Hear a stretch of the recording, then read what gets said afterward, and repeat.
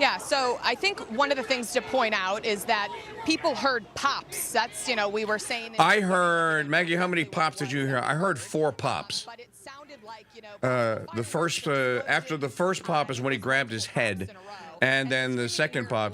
Fetzer, I'm going to have you kind of show here. Okay, so I think now, just to relay, and I'll keep Fox playing in the background if we get any details on this.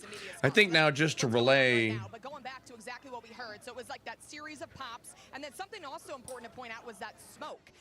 So in terms of what kind of possible weapon or explosive was used, we're still trying to figure it out. The former president did either, probably fall to the ground, was pushed to the ground pretty quickly when they all popped up there, the Secret Service, and tried to jump in and protect him. We saw people swarm. I mean, this place is full of law enforcement, right? You know, Shannon, from going to these large events like this. They check every single person when they come in. They check your bag. They check everything. They want people down. So they were just trying to figure out exactly who was in the crowd, if it was coming from that crowd here where you can see where after the shots rang out, or after Trump appeared to be hit in the head or was stunned, I can't tell. It looked to me like he was stunned. That almost like you hear a very loud horsefly or some other insect buzz into your ear, and you look around like, where the hell did that come from? And then there were 2 or 3 shots after that, and as soon as the first one grazes him, he reaches with his right hand to his right ear. His MAGA hat comes off, and then he's on the way to the ground. Now, is that because he has rehearsed this? And again, you're hearing the Fox News feed in the background. Is because he has rehearsed this with the Secret Service that if it ever does happen, hit the ground? Because it appeared to me that it was under his own power that he hit the ground, not that he collapsed. The agents rush in, and they are surrounding him. And then you can hear there is a conversation going on. Is he good to go? Can we get him up? Can we get him up? Is he good to go? And then after about 30 seconds or so, he is helped to his feet. When he's helped to his feet, he thrusts his right hand into the sky. He gives a thumbs up as they surround him so that he can't be shot again. Bear in mind, and I just want to point this out because there was some chatter about Secret Service agents here recently. Those men surrounded him so that if there are any more shots, they're going to take the bullet. Top is that we should remember that in any incident like this, of the first 10. This is the voice of Paul Morrow, former NYPD inspector. And obviously wait for the facts to come in. It does look like he stood up. He was okay. He pumped his fist. He raised his arms. He seemed like he was strong. Does look like a graze wound to his ear or around his head. We don't know, if he had any injuries below that, but, he seemed to be fairly spry. So, there is that. In terms of securing a situation like this, look, it's hopeful at best. You're going to want people when they come in, if there are not metal detectors, which are slow and cumbersome and sometimes... Okay, I'm going to tell you now, I've seen this clip now 3 times. Trump clearly, when he is brought to his feet, I won't repeat the words, but basically says, F them, as in he has survived an apparent assassination attempt. Let me go live now to my colleague and Second Amendment expert, the armed Catholic Richard Barrett, who is on the Dude Maker hotline here. Richard, I'm stunned, absolutely stunned. What do you did you see this? You have anything to add? What can you tell us? First of all, Mike, we continue our streak of events that are catastrophic, and you and I are joining that. Secondly, I just got a message from somebody saying, "What do you think about this? What do you think about Trump being shot at?" And I was I'm sitting here watching House. What are you talking about? Trump's being shot at. And I watch him want to leap. Yeah. So I go on to X, which is the only platform to go on, and I see video after video after video of the Secret Service surrounding Trump standing up. First of all, it sounds like a 22, the pop. It doesn't sound like anything heavier than that, which is why Trump got shot in the neck and didn't drop. Because you can see he slaps the back of his neck at the very beginning, almost like a mosquito bite. Okay. And then that's what I said. It was almost like a bug came in hot, and you go to swat at it because you hear it in your ear. You hear it buzz in your ear.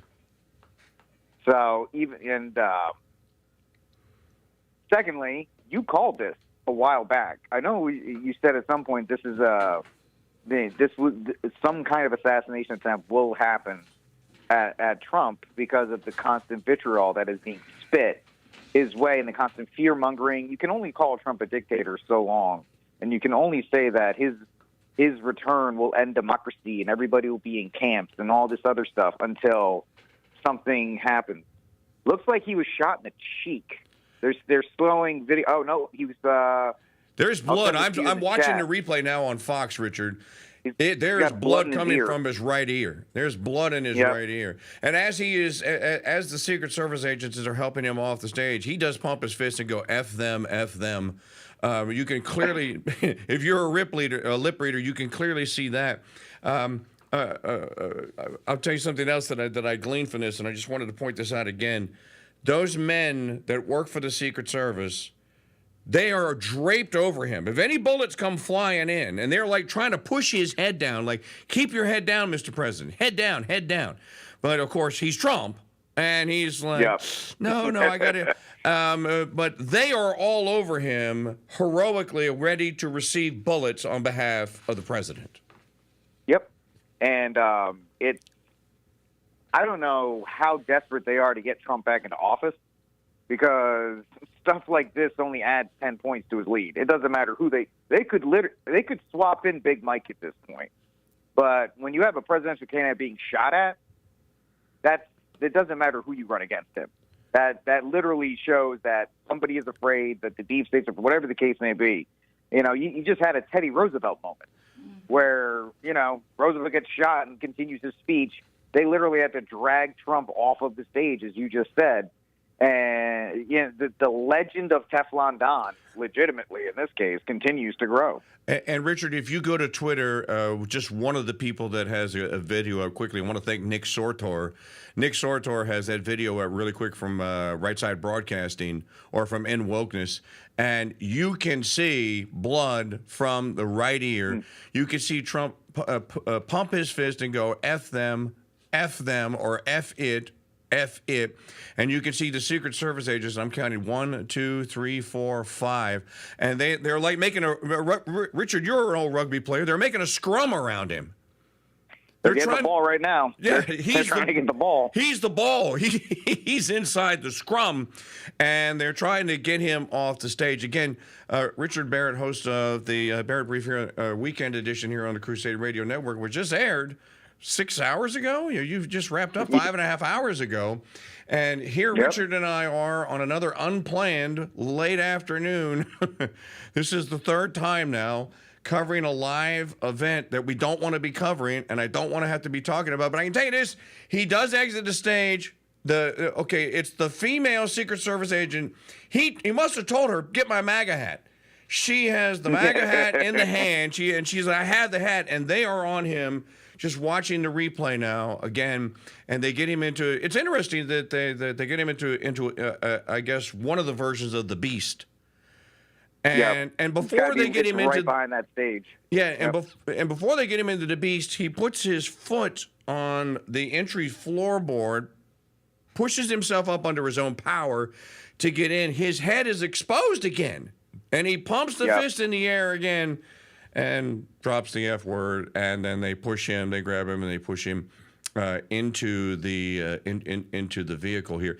Now, I'm curious as to why you say that's a 22 that you think that you heard. It's very hard to get shot. The 22s, they have that louder bang, like pop, pop. Okay. Yeah, and so that's just the first inclination I get when I hear that. 9s are a little heavy, because of the weight of the bullet. The 22 is a very light bullet, so it's going to sound very light. Heavier bullets, it just sounds heavier. I could absolutely be wrong, but it looks like there's 2 shots, one in his cheek and one somewhere around his ear. And if it was anything heavier than that, I think we'd be looking at much more substantial damage to him. Unless they were using Full Metal Jacket. Even Full Metal Jacket around the back of the head would have gone clean through, and I don't think Trump would be pumping his fist at that. So that's just my off-the-cuff, not very scientific reasoning for why I think it's a 22. Of course, it could just be the fact that the guy had bad shooting, and it just grazed him, depending on where it looks like he was shooting at him from what would be the right side of the stage. We have an eyewitness from Fox News right now. Let's listen in. All right, protecting the president and doing the best that they could, just springing into action like the selfless people that they are. Did you see blood on his ear? Above his ear. Above his ear. It did not look like he was bleeding from his ear. And everybody in the front row, we were just all started praying for him. And you took cover. I mean, everybody up here too kind of got down. Did you didn't get down at all? When did you see move in pretty quickly? Did you see the police move in? Yes. And I guess they're trying to.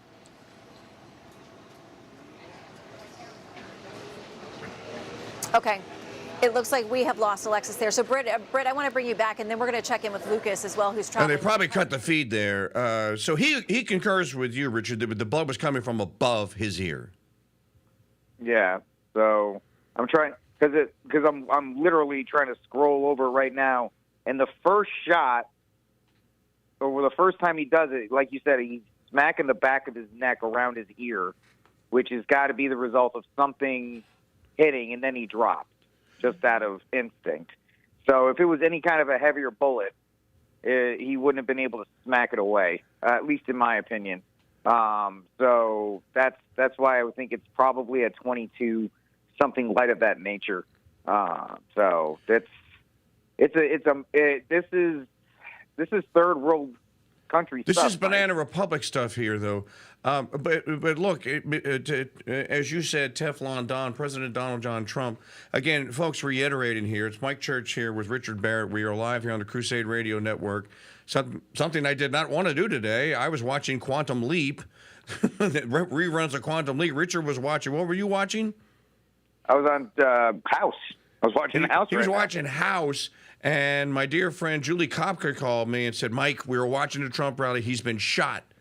So I went, what? And she goes, go to the TV, go to the TV, go to the TV. So I ran in here, went to the TV, and we came on immediately live as fast as we could. And just to reiterate, by my time, it was 6:16 p.m. Eastern Standard Time when the shot rang out. Here's a replay of it. Be temporary. And while it may be true for a while that the well, this is Britt Hume. Meanness. Okay, Richard, I've seen this now about 5 times.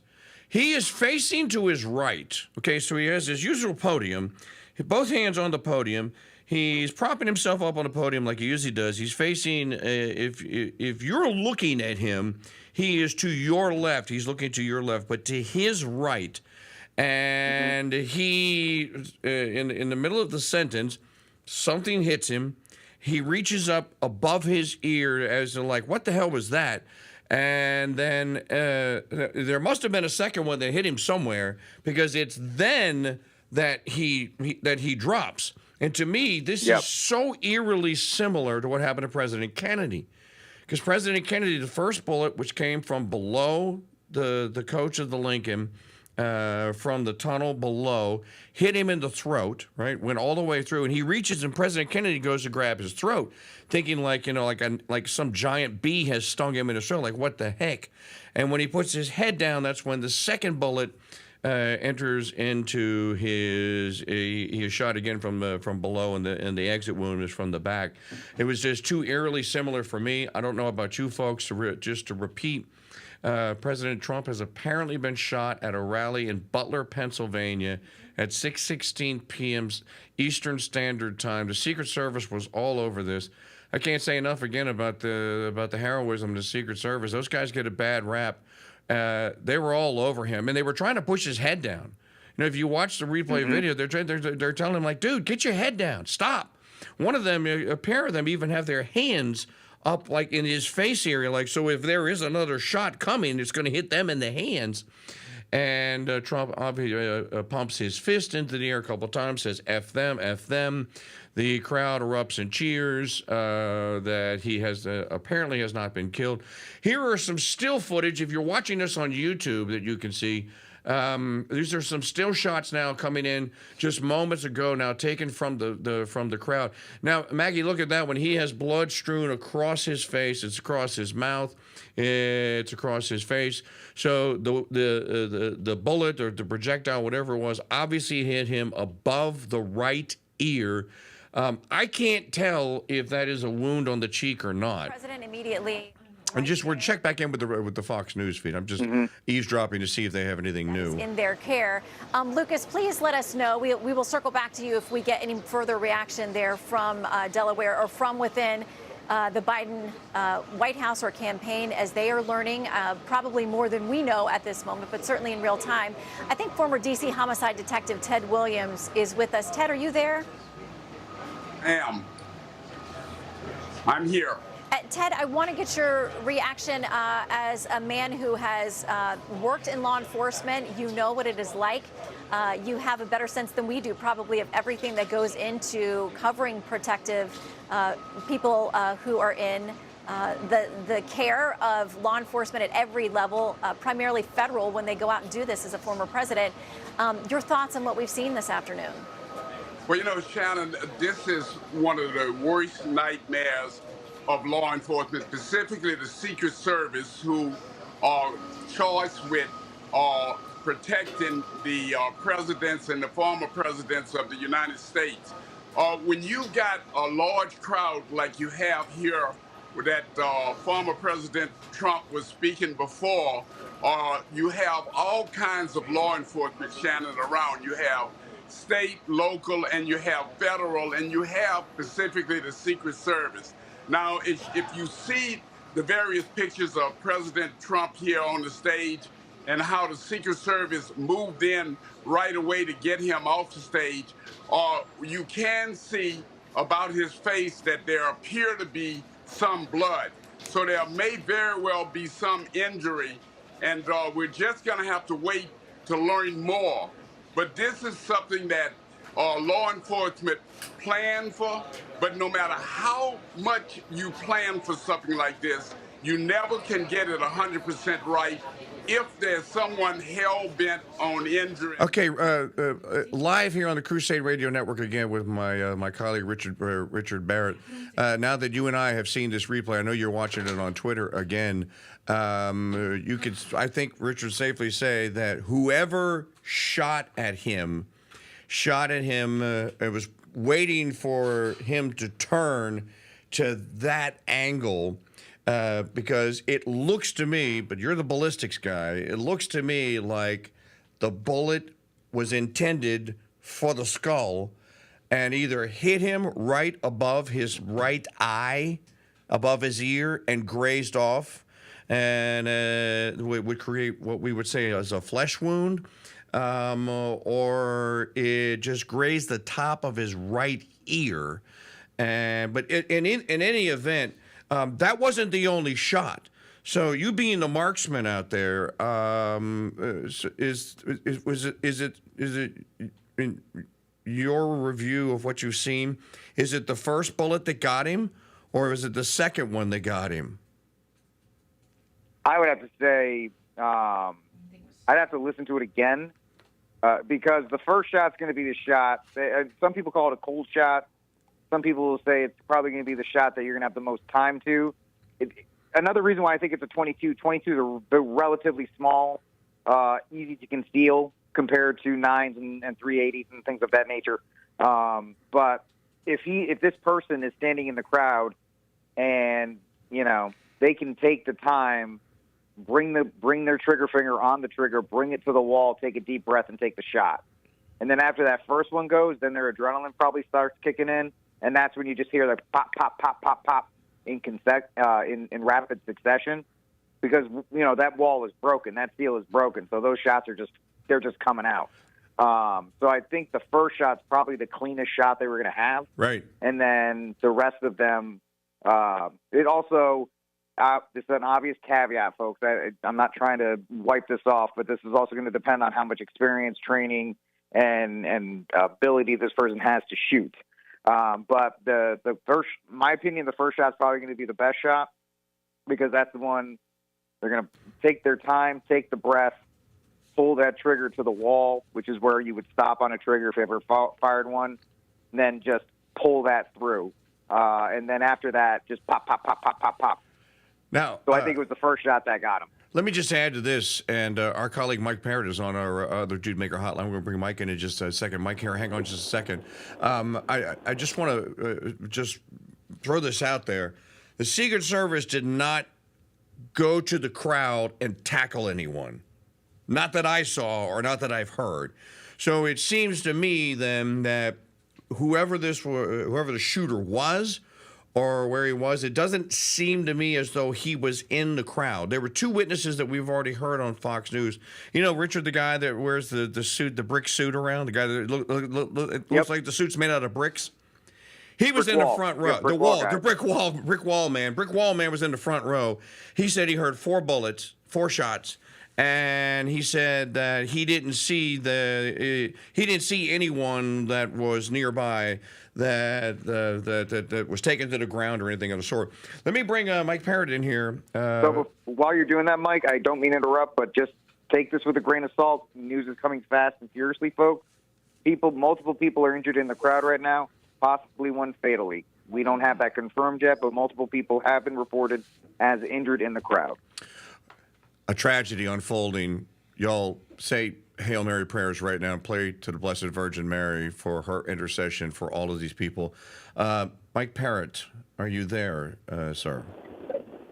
Yeah, I'm here, and I think Barrett's assessment ballistically is correct. I think it was the first shot that hit Trump, and after that, it was just kind of spraying wildly into the crowd. And my number one question was definitely going to be, there's no way someone else didn't get hit. So I'm not surprised that there are bystanders. So that would be anyone who was behind him and to his right then would be in the line of fire here. Mike Parrott, you're just joining us. Richard and I have been at this for about 10 minutes now. This is not something I wanted to be doing on a Saturday afternoon. Yeah, no, I mean, look, I am reminded immediately, my mind went, and I've got Alberto here in the truck with me as well, the most hated man on Catholic Twitter. I am reminded immediately of the Tucker Carlson interview with Donald Trump where Tucker says, hey, Trump, they lied about you, they made up the hoax, they impeached you twice, don't they just have to kill you next? And he kind of shrugs and says, yeah, I guess they do. And it's because you don't want anyone to tell you that you're going to be assassinated, and you don't want to think that it's possible that it could come true. And we don't know the extent of this. We have no information whatsoever about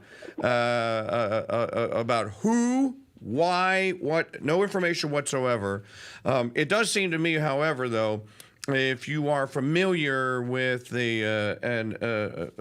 I'll keep Mike on the line here. I don't know, Mike, do you remember in the summer of 2017 or 2018, my friend and my Congressman Steve Scalise was almost killed by Bernie Sanders supporting nutcase who had driven his work van to the site of where the Republicans, the congressional Republicans, were having their practice for the annual Democrats versus Republicans baseball game.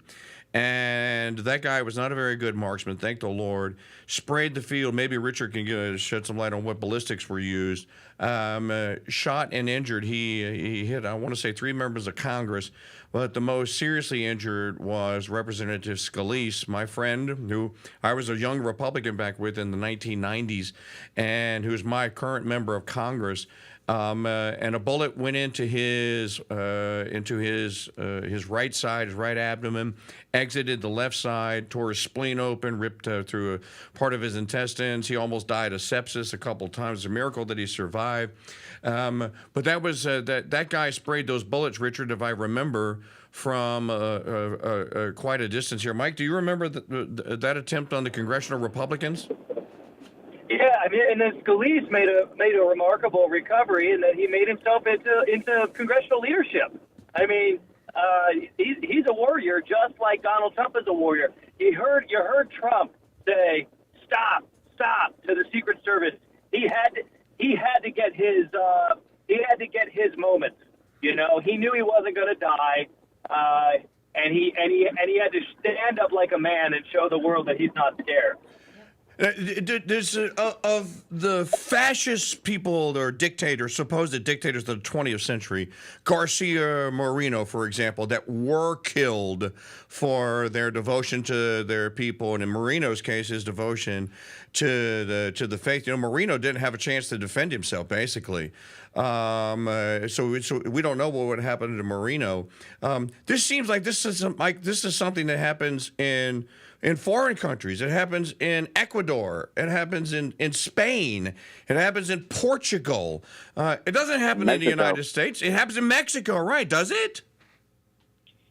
Yeah, there was 22. I'm sorry. Go ahead, Mike. No, I was just going to say just about the Secret Service guys, because I know some of those Secret Service guys. There's a big pipeline from the Marine Corps into the Secret Service. It's a pretty well-traveled career path, shall we say. It is their nightmare to have a president shot when they're standing right next to him. It is the thing that keeps them up at night. And one of the things that Alberto, who's here in the truck, he was like, how did this happen? The Secret Service is insane. You just went through it, King Dude. You went through the Secret Service. Sure did. At the Turning Point USA thing. You know how thorough they are. There's no freaking way someone's getting a gun into that thing. So the first question is, how the hell did this happen? Well, let me just... I would have to jump in. Let me real quick. I don't think he was in the crowd. I think you're going to have to, he's going to be outside probably with a rifle. I agree. There's probably a nest or something. That's not me. That's Joe Beeman talking to me right now. And secondly, real quick on the Steve Scalise thing, he was shot with an SKS 9 semi-automatic and a 9mm, which is why the damage was much more terrible to him. All right, back to you guys. Well, Richard, I just want to stay with you for just a moment here. And how far of a distance is a 22 good for?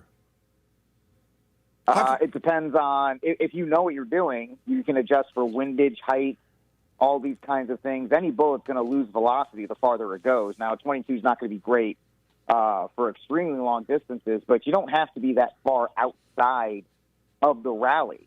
You just have to, where the perimeter of the Secret Service is, and then just kind of get outside of that. Let me just jump in here. Let me just jump in quickly, folks. Mike Church here with Richard Barrett, Mike Parrott, here on the Crusade Radio Network. We are live. It is 5:53 p.m. Central Standard Time. That's 6:53 Eastern Standard Time. Trump campaign statement just put out. President Trump thanks law enforcement and first responders for their quick action during this heinous act. He is fine and is being checked out at a local medical facility. More details will follow. This follows with a Secret Service press release, and the Secret Service is reporting that the president is safe. Their words, quote, the president is safe, or the former president is safe. So they have gotten him obviously away from this scene and this scenario here. I don't have a vantage point or a view of how large this crowd was in Butler, Pennsylvania, or where it was, or where the venue was. Was it at a ball field? He does them at airports sometimes. So I can't give you a visual on this. But to Mike Parrott's point, yes, Mike, I was in Detroit. The room, we went in Saturday morning, we were told, get here an hour early. Secret Service is doing security, not the DPD. So, as instructed, me and Bob Kaka and Bug Hall got there an hour early, and we all had to go through super security. They tied us up for an hour. We were an hour late getting in because they were sweeping the hall with the dogs. And then finally, when we were able to go through security, it was the Detroit Police Department in cooperation with Secret Service agents, and we were instructed this is as bad of a TSA as you ever go through. You have to take your shoes off, but empty your pockets. You had to go through a super sensitive metal detector. Anything other outside of a belt or anything to set that metal detector off, you had to take it out. I stupidly had my utility knife in my pocket and throw it to guys like, dude, you're not coming in with that Bro. So I went through all that. But let me tell you, to Mike Parrott's point, let me just tell you, we all get into the hall. We all go through Secret Service. There's 450 some odd of us on what they called Media Row, including about, 30 or 40 Turning Point USA guys and about 150, 200 volunteers. We are then all a horn of sorts is sounded. Secret Service agents begin at the back of the hall, which is about 600 yards long, and begin in a line, making their way towards the front. By the time they get to us, they're like, y'all got to get out. Everyone has to get out now. Out. They are taking, you're at a convention, so your table has like a tablecloth, a bunting around it. They are going just methodically in a line like they're searching for someone, and as they get to our table, and as they tell us we got to get out, they throw the tablecloths up and over to make sure there's nothing under the tablecloths. We are all told to exit. We are taken to a part of the hall that is about, 50, 100 feet from where they kind of direct everyone to go into the hall.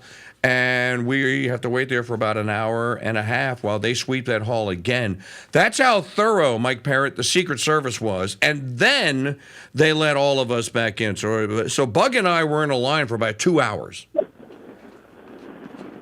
Yeah, and again, and I think Richard is right. It was from the echo of the shot. If you were to time the echo of the shot to the realization on Trump's face that he had been hit, that round traveled about as far as that round was supposed to travel, if that makes sense.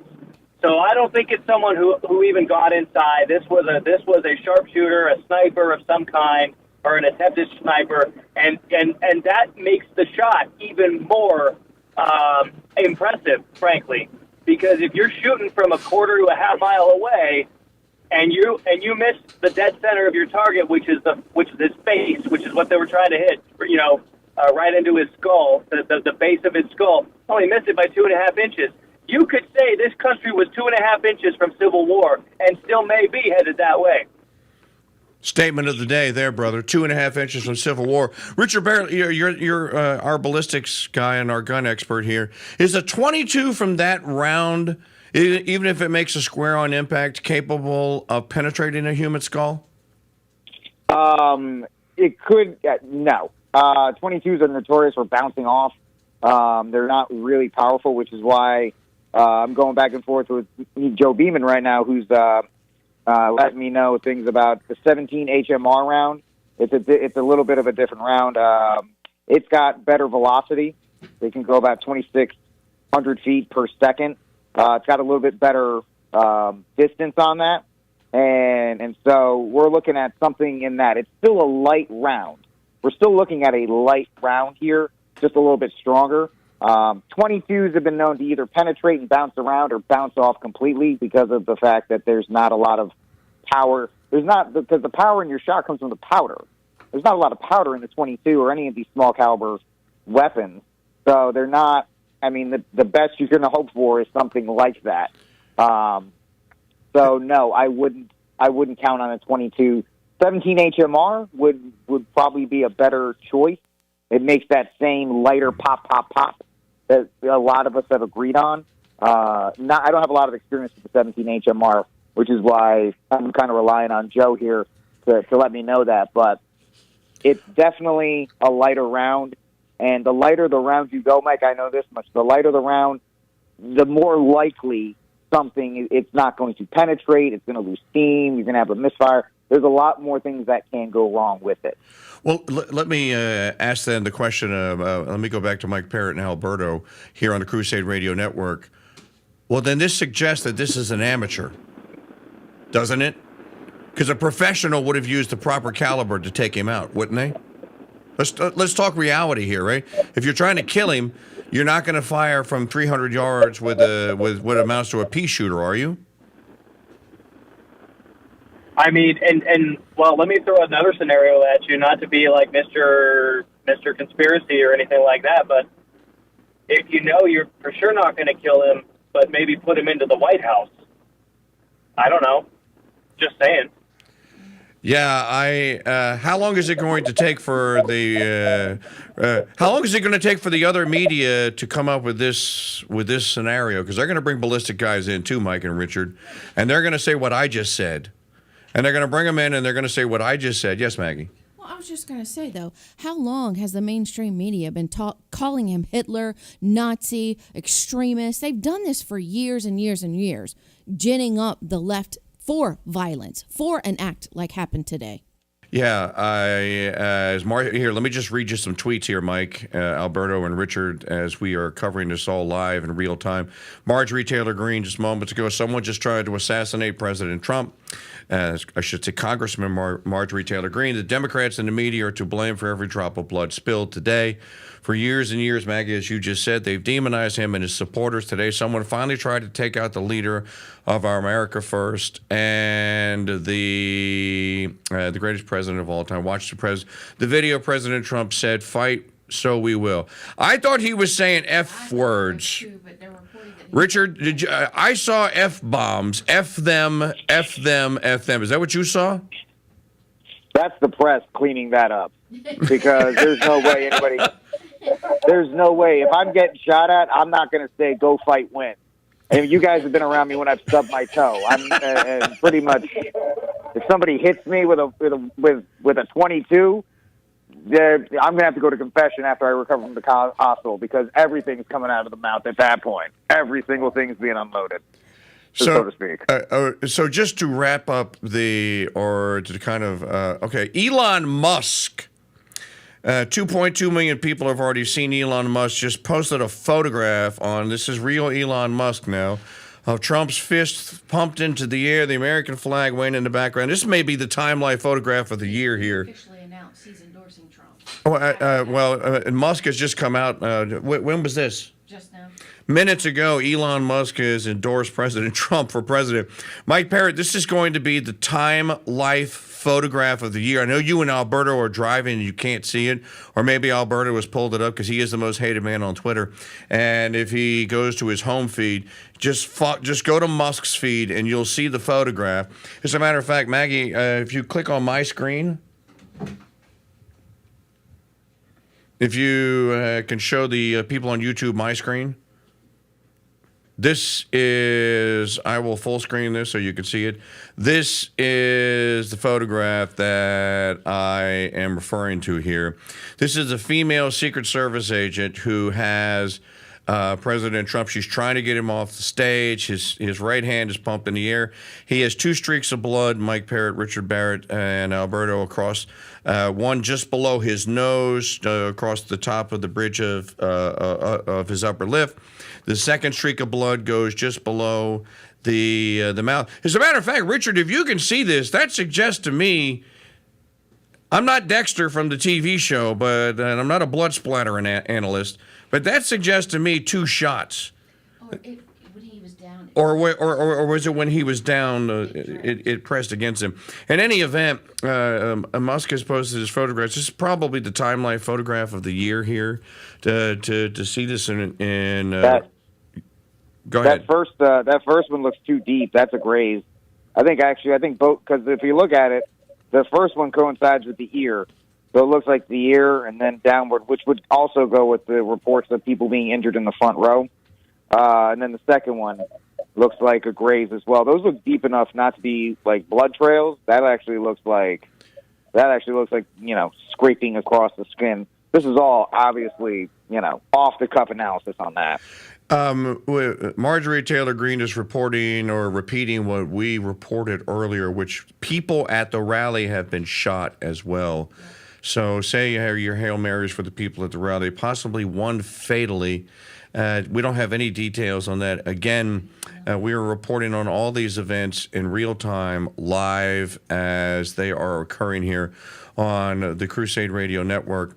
Much will be revealed in the coming hours, I'm sure, and we'll learn much. Let's just eavesdrop on the Fox News feed and see if they have anything new. People on the ground are saying, I'm fairly familiar with firearms. At least that's what it sounds like. But until somebody definitively from the Secret Service or local law enforcement says that, you don't know. You also have local law enforcement. Local law Jason enforcement is going to be there. You're going to have tactical teams. You're going to have SWAT teams. You're going to potentially have National Guardsmen there that are there to support the effort. When you have such a large, massive crowd, you have law enforcement of all sorts that is there.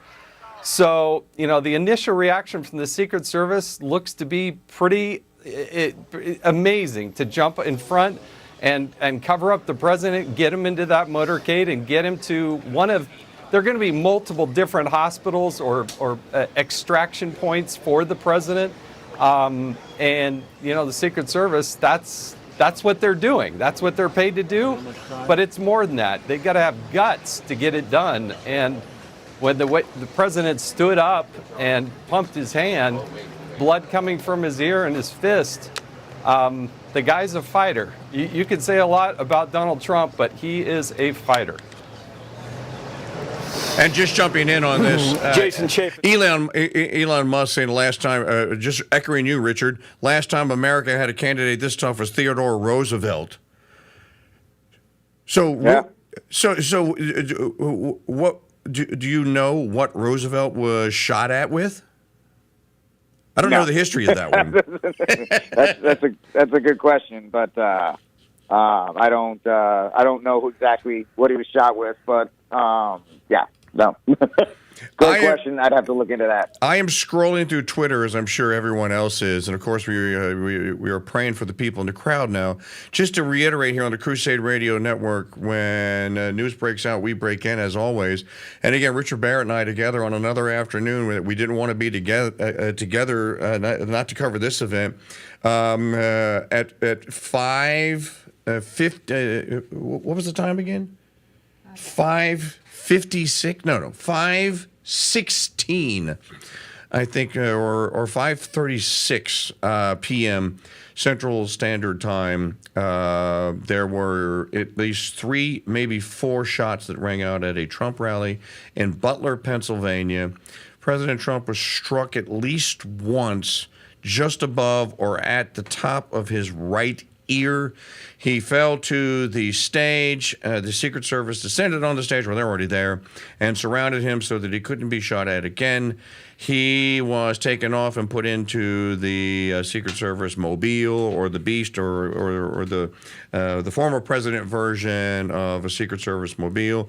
As soon as he was able to stand, he asked that his MAGA hat be picked up. The female Secret Service agent picked the hat up. He pumped his fist into the air. Not characterized it that way, so we'll be cautious in our information. And I'm just checking in to see if they're replaying the particular video feed from the instance that it happened. President Trump was put into the car. Now, again, I can only go on what I can see on the video here. It appears to me, Mike Parrott, have you actually been able to watch this video? Yeah, I've seen it.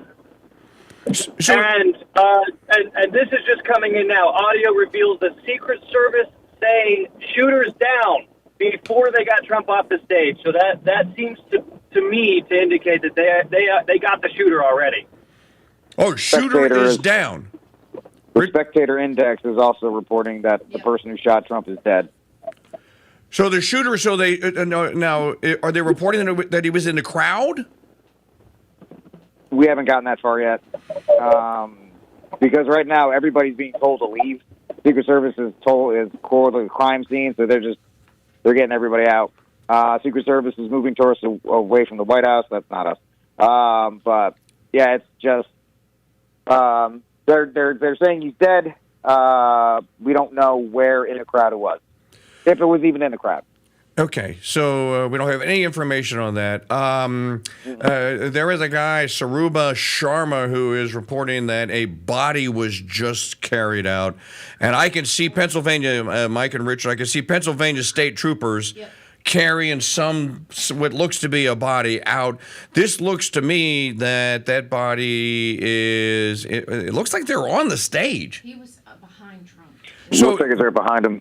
So if he was behind the stage, Mike Parrott, then this is a Sirhan moment, because Sirhan did not shoot Robert F. Kennedy Jr. A CIA operative shot him from behind. And as the autopsy has revealed, RFK Sr. was shot from behind. Sirhan was standing in front of him. It looks to me like whoever's being carried off is being carried off from what looks to me either to be in a bleacher that was facing the stage. Maggie, is that what I'm looking at? Or he's behind the stage, because there is a bleacher that is behind the stage. I'm thinking that he was there for the rally. He doesn't appear, because he wasn't handcuffed or anything like that. Granted, he's probably dead, but still, they take all kinds of precautions. I think that was a spectator. Okay, so then we just, we don't know, but the Pennsylvania State Troopers, and there was 5 or 6 of them, did carry a body of some sort off of the stage here. Again, folks, we are reporting all this live. We're doing the best that we can, trying to bring you whatever information is out there and is available. And again, I keep checking back in with the Fox News feed. I'll do so again. 2015. When he showed up in Alabama in August of that year, and that massive turnout was there, you knew there was something behind this movement. And you knew it was something that drew thousands and sometimes tens of thousands of people, starting at that rally in 2015 and going through now in the summer of 2024. Chris, what are your concerns when you see tens of thousands of people who have gathered in open fields, and understanding the challenge of keeping an event like that safe, not just once, but time after time after time?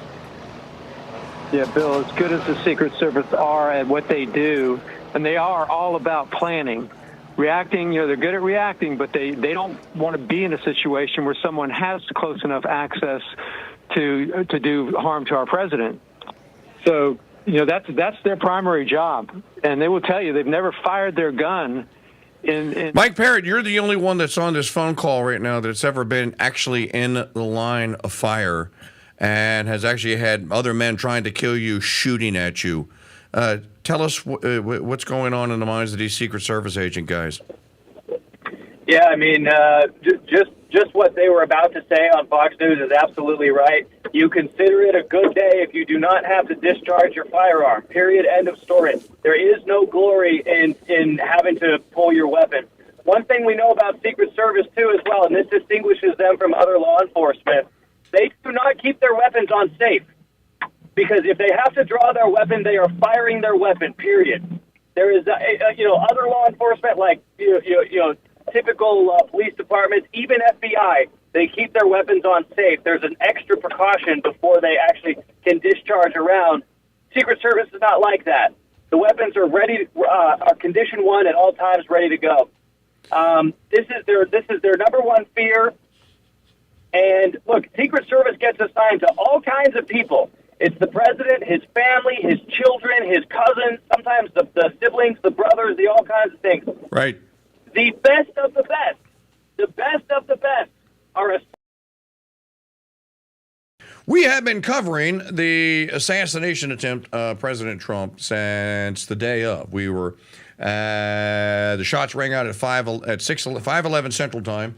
By 5:17 Central Time, 6 minutes later, we were on air, and we have been covering it ever since. And one of our biggest assets on the ground, if you will, is investigative journalist George Webb, whose latest piece at Substack is Assassination Sheriff Lashes Out at Citizen Journalist. Projection of blame now a high art form in presidential assassination circles in Butler, Pennsylvania. And George, using his AI artwork generating skills, has made a tragedy out of Paul Blart Mall Cop.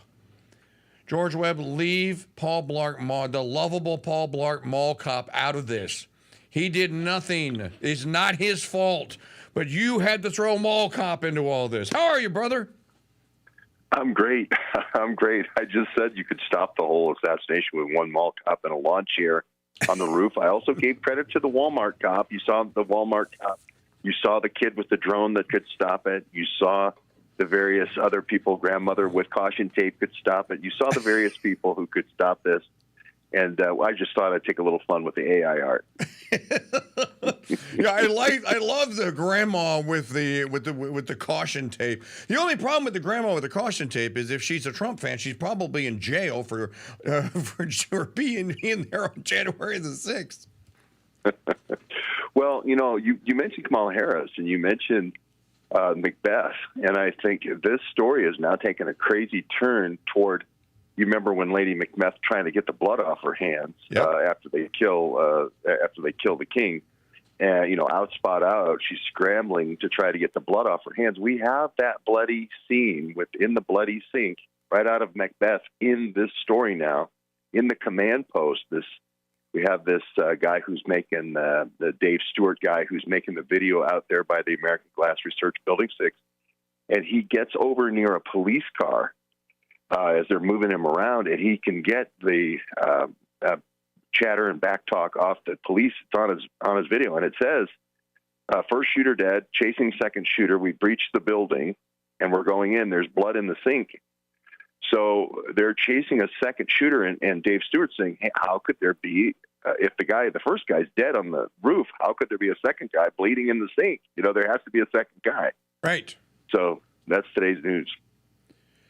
Now, who is it that says that they're chasing the second? Just for our listeners, so they'll understand, who says they're chasing the second shooter? It's a township radio. I think it's Butler Township Radio. The Butler Township people are actually really good to me in Butler. So I think he's overhearing a Butler Township police car saying, "Hey, we're going after." And I produced on George Webb on my Real George Webb 1 Twitter. You can see the clip where you could actually hear Dave talking about that. And that's going to be, that's hard to explain. How is the guy bleeding on the first floor when the other guy's dead on the second floor? Okay, realgeorgewebb.substack.com. This is your fifth visit here. We visited every week. I want you to walk me through something, brother, because I'm just a little confused. So I'm going to play Public Citizen Reader of George Webb Substack, Public Citizen number 1, okay? Mm-hmm. Explain how the bloody handprint, I see it. I believe it's a handprint. It is clearly someone's left hand that is on the wall that was scaled by the Butler Township cop, by his buddy helping him up, by throwing him up, by clasping his hands together. But this handprint is already there before shots are fired. So I'm trying to figure out, okay, what is George, okay, you're saying that this is possibly Urich's handprint and Urich's blood, but why wouldn't he still be on the roof? Why is he bleeding? And this is what? This is like, he's on the cop is on the way up.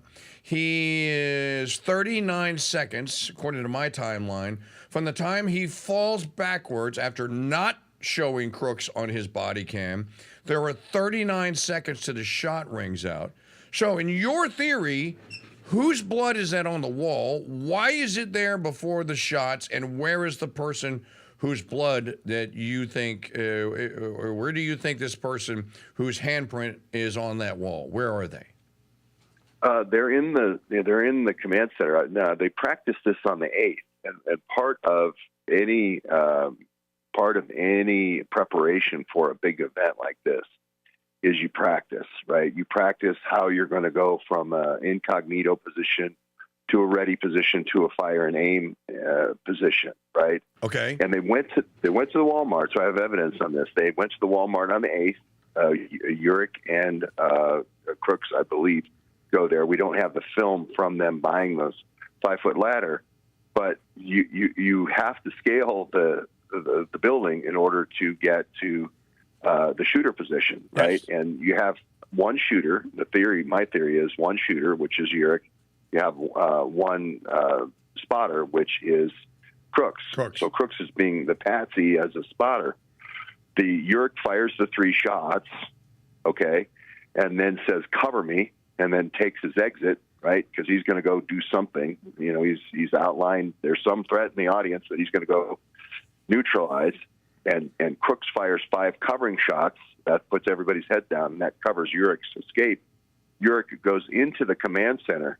He's bleeding profusely. Now, he could have injured himself on the 8th when they went to get the ladder at Home Depot while they're practicing this, because what you have to do is hold this concrete block at 10 feet with your left hand, right, and then dangle down and then fall the last 4 feet down.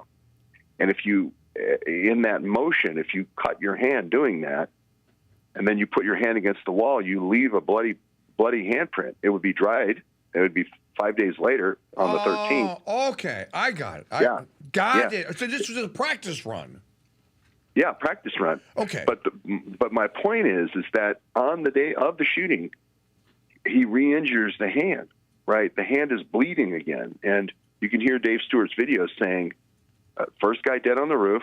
The police chatter says the first shooter dead on the roof.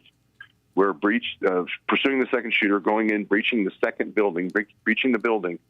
He's bleeding in the sink. So he's re-injured the hand in some way. The ladder escapes. We also have now a backpack being surreptitiously moved over at the 1900 mark, at the 6 o'clock mark, a backpack being surreptitiously removed by some insiders in that command post. So this thing is exploding in terms of loose ends, and that whole conspiracy is unwinding, I believe. Okay. George Webb, GeorgeWebb.substack.com, investigative journalist. George, I want to play for the audience, especially those watching on Crusade Channel TV out there. Here is the audio recording of what George is talking about from Real George Webb 1 at x.com. Okay, George Webb's second shooter video. People say, where do you get the information from? Directly from the police. Here's Dave Stewart, the guy behind the tree, second shooter. Blood in the bathroom later on. How can that be if there's not a second shooter? I say the first shooter is actually Urick going down the side of the building, bleeding and leaving a bloody transfer stain on the side of the building. But here it is, second shooter. It's right on the radio, the township radio, right on the township radio. Dave Stewart right there recording it on the township radio. Second shooter, blood in the sink. Second shooter, blood in the sink. I don't know why that's not playing. Go ahead. Why isn't the audio playing? I don't know. The audio, That was the audio? I know. I've heard it, so I know that it works. We'll see if you can get it fixed. Okay. So, second... Well, what Dave Stewart says is what I just said, is, hey, I went over to the township car because they were afraid I was going to get shot. I could hear the chatter on the chatter box from the radio. They said, first shooter dead, second shooter in building. We breached the building. And there's blood in the sink. The words "blood in the sink" come over the car radio. So this is the Kamala Harris Macbeth moment. Out, spot out, Lady Macbeth trying to get the blood off her hands. This is right out of Shakespeare, and we're not letting this lead go. Okay, I have a lot of questions. That was just one of them. So let me go. Here is my second question. There's supposed to be an inquest. There's supposed to be this commission in Congress that they're going to get all this information together. The only one that's doing anything, Senator Grassley and Senator Johnson, it seems to me. We are a month today, George. 1 month ago today, July 13th, today's August 13th. 1 month ago today, this happened here. Still has not been a timeline that has been assembled by anyone that I know. And there are a couple of things now that bother me, and they are bothering me because of your reporting. The 3 windows that overlook the AGR building that Crooks was on. There's supposed to be 3 CS guys in those windows. Is that correct? Correct. Mm-hmm. Okay. So when did they leave? Because they were there. When did they leave their post? And how is it possible with all the people running around there that are not in the fairgrounds where Trump is, the people that have been submitting videos, how is it possible that there is no video of those officers exiting those buildings? Now, we know at least one of them. We know who he is. Because he's in the body cam footage when the cop gets thrown up on the roof and he supposedly sees Crooks by himself, supposedly, which is what he says. Now, we tried to reenact this, and my friend and I went, okay, Justin here. Justin and I reenacted this. If he saw Crooks directly, okay, the body cam doesn't pivot enough to give us a picture, as you point out. But if his head pivots enough to the left, he's going to stop where he sees the gun. Are you with me on that? You're talking about the pop-up cop? I'm talking about pop-up cop. He's going to stop where he sees the gun. And because he's going to stop where he sees the gun, there's less than a second from when he stops and he falls backwards. There is not time enough to continue the pivot of your head to the left to see Urich. That's my point. Their story, the official story, which I never thought was altogether to begin with, is starting to unravel. Let's go back to Pop-Up Cop. So Pop-Up Cop has gotten a boost from his fellow officer buddy who has clasped his right hand and left hand together. Pop-Up Cop places his right foot into the clasped hands. He is hoisted, he is boosted up so that he can get to the peak of the roof that joins the two buildings, the AGR building and the other building. As he gets up, he apparently begins to turn his head to the left. The body doesn't follow because it's up against the wall of the roof. George, are you with me on that so far? Yep. Okay. And the body cam's about a foot below his eyes. Yes. But he's at a lower roof, and Crooks is at a higher roof, about a 4-foot higher roof. Yes. And his body pivots just the slightest amount, maybe 10 degrees to the left, doesn't come anywhere near the roof, catches a little tiny corner picture of Crooks's backpack, and then he pops immediately back down 40 seconds before the shots ring out. And my point here is this is a covering pop-up. This is where, hey, I did I did my job. I tried to stop the assassination. You know what I mean? No, the way to stop the assassination is actually having a mall cop on the roof, or a Walmart cop, or the kid with the drone, or the grandmother with caution tape, right? Not improvising some crazy, little kids Indian hoist game at the last second, right? And the camera does not show what he says he saw. That's right. Which was, he says he encountered the shooter, and that distracted the shooter, and that caused Crooks to stand up and pivot and turn his head and look, and then point the gun at the pop-up cop. That's absolutely not possible, like you said, Mike. There's no possible way that could happen. That's a 1 to 2 second transaction, not a tenth of a second transaction. And we know that that's not what happened because the shooter went on to shoot. So to me, it seems like foreknowledge, that we're going to just have a show of intercession, have a show of, hey, we tried, but, just couldn't do it. And Trump got killed. So, okay, let me play Diablo Avocata here, devil's advocate here. Let's just take, because we don't know, let's take preconception off the table here, and let's just run this out in real time. And I think that the scenario works either way. Pop-up cop ascends to the roof. Neck and head are above the line of the lower roof. So the body cam is exposed. It begins to pivot to the left. Backpack, yes. Shooter, someone in shorts, as he says. He says, tall, white shorts, long hair, glasses. That's what he says. Now, I'm going to pause right here because guess what? We have a live special guest. My buddy and yours, George Webb, investigative journalist, probably still live in Butler, Pennsylvania, with an update. George has been on the scene since late Sunday evening. George, good morning to you, my man. How are you? Great, Mike. Yes, I am here in Butler. Interestingly enough, I'm in the same hotel where there's a lot of the Can-Am games, police and fire games are going on. I just had breakfast with the pistol shooting team here, and they all got in here on Sunday. So, again, if you're bringing in a second shooter, it's great to do it right when, you got 50 or 60 different people from different shooting teams all over Canada and North America coming into Butler, Pennsylvania. That's incredible. You're the only one reporting that. I had not heard that. So I took a pistol picture. tournament. Well, it's not only pistol; it's open bore, large rifle. Oh, it's also skeet. So it's a shooting gallery here in Butler. I just took a picture with the pistol team and put it out on Twitter for people who didn't believe me. Nobody could believe me. With the Canadians, my room here is full of Ukrainian accents, so I don't know how all these Ukrainians got on the Canadian team. But I'm not kidding you. There are people, spasiba and harasho and all the speaking in Russian, and so it's a heck of a situation here in Butler. So now this event was to happen this week, and they all arrived on Sunday. Is that what you were saying?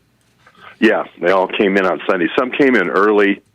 There's so many leads here in Butler. I can't believe people are just moving on. It's like it's the Kennedy assassination in Dealey Plaza, where I've been down in Dallas and then also in New Orleans in your neck of the woods. It's just a fountain of metadata, and everybody's just kind of moving on like there's no conspiracy here. We had new shots of forensic analysis yesterday of 11 shots, 3 different types of weapons. I put that video out there on my Substack. How could the guy shoot 3 different weapons? The shot patterns don't line up. There's a 20-degree deflection in the shot patterns. So we're not leaving this, just brushing it under the rug here. Now, I don't know if you've heard this. I want to play a clip from you. This is in a show yesterday at the Republican National Convention. You're going to hear the voice of Dan Bongino. You know Dan. Maybe you have this intel, maybe you don't. Here, Maggie, roll the clip if you would. Let's play it for the audience and for George. So I was just showing Tucker some material from an unimpeachable source, let's just say, on the matter. That post, according to my source, that roof, was supposed to be a police post. It was supposed to be someone there. They're now making up excuses, saying the pitch of the roof. My source says to me no one knows why the post didn't show up. So that's a nonsense story they're putting out in the media. And I was also told that the Secret Service director has been given instructions from the administration and the DHS secretary. If you want to keep your job, you'll keep your mouth shut about this. They're not putting that out there, but if you get those site post logs and those police instructions, and there was a post on there and they didn't show up and no one checked, someone could have got your dad killed within millimeters. So I know that you know about the pitch of the roof excuse from Kim Cheadle, and that the local cops supposedly confronted Matthew Thomas Crooks, which is emerging here. There's no way that this kid could possibly have done this. Let me just share something with you, George. A fellow Substacker, Frank Wright, was on with me yesterday. Frank has a clandestine, so that tells me special ops, military background.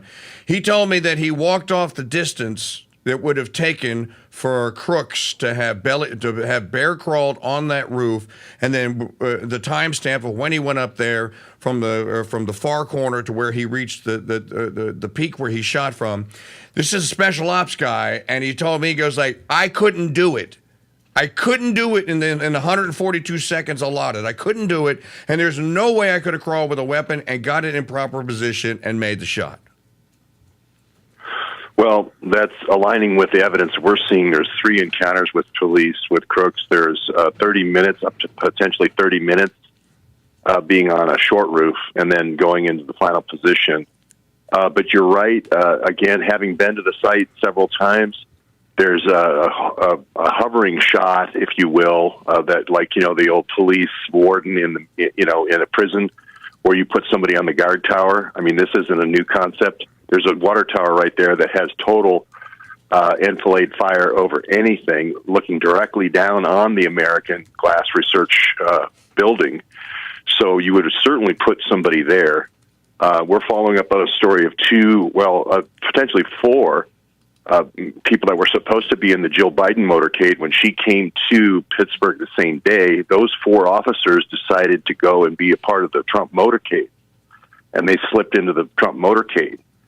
And 2 of them were wounded, and now they've been relieved from the Pittsburgh police. Now, what is the Pittsburgh police and Jill Biden's motorcade cops going and now, kind of running in the end of the parade, sort of like at the end of Wizard of Oz, when the lion and the, they add themselves to, they add themselves to we've got that situation. We've got the Wizard of Oz with the Lion and the Tin Man and the Straw Man going in with the rest of the Trump motorcade, and we're wondering